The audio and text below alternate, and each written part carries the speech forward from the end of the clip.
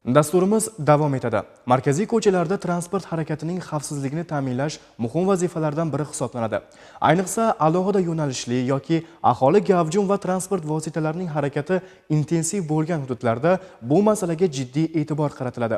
Shu maqsadda Namangan viloyati yo'l harakati xavfsizligi boshqarmasi tomonidan reyd tadbirlari o'tkazilmoqda. Mavzuni muxbirimiz Davlatobod tumani misolida davom ettiradi.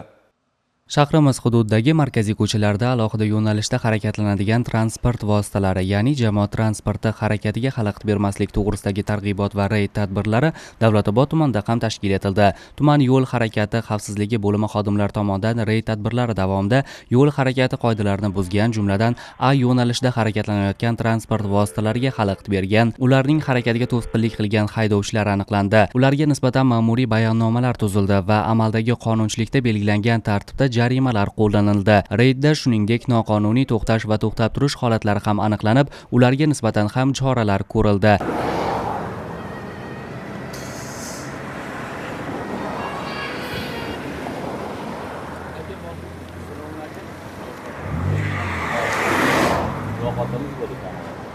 Assalomu alaykum, mayor yo'ldosh. Hurmatli haydovchi, siz nima sababdan to'xtatganini tushundingizmi? Hozir qaysi bo'lakdan harakatlanib keldingiz? Ishxonadan chiqyapsiz. Alohida toifalangan A toifada yo'nalishda harakatlanib kelyapsiz. Bu yo'lakdan faqat yo'nalishli transport vositalari harakatlanishi mumkin. Siz yondosh hududdan chiqadigan bo'lsangiz, alohida yo'nalishlik bo'lakdan faqat 50 metrgacha bo'lgan masofada harakatlanib, xavfsizlikni ta'minlagan holatda keyingi bo'lakka o'tib olishingiz mumkin. Hozir chiqyapsiz. Uzuq chiziqda. Uzuq chiziq. Uzuq chiziqgacha bo'lgan masofaga harakatlanishingiz mumkin.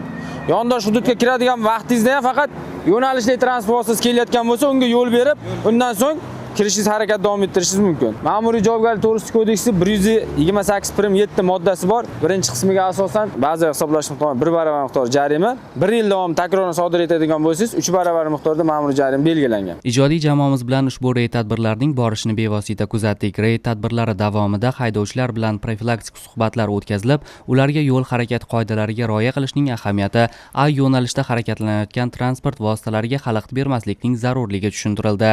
O'zbekiston Respublikasi Vazirlar Mahkamasining 2024-yil 10-oktyabrdagi 658-son qaroriga asosan yurtimizning barcha hududlarida, xususan Namangan shahrida ham markaziy ko'chalarida alohida toifalangan yo'nalishli transport vositalari harakatlanish uchun A toifadagi yo'laklar ajratilgan. Ushbu yo'laklarda faqat yo'nalishli transport vositalari harakatlanishi mumkin. Bu yo'laklardan yondosh hududlarga kirish maqsadida boshqa turdagi transport vositalaridan foydalanish mumkin. Unda alohida o'sha uzuq chiziq bilan belgilangan maxsus joylarimiz bor.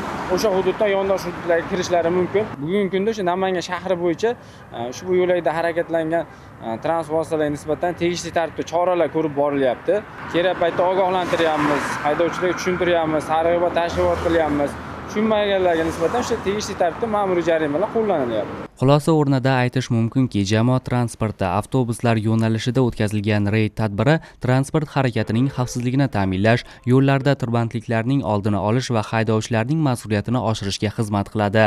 Bu kabi tadbirlar muntazam ravishda o'tkazilishi natijasida yo'l harakati qoidalariga rioya qilish madaniyatini shakllantirish muhim omil bo'ladi.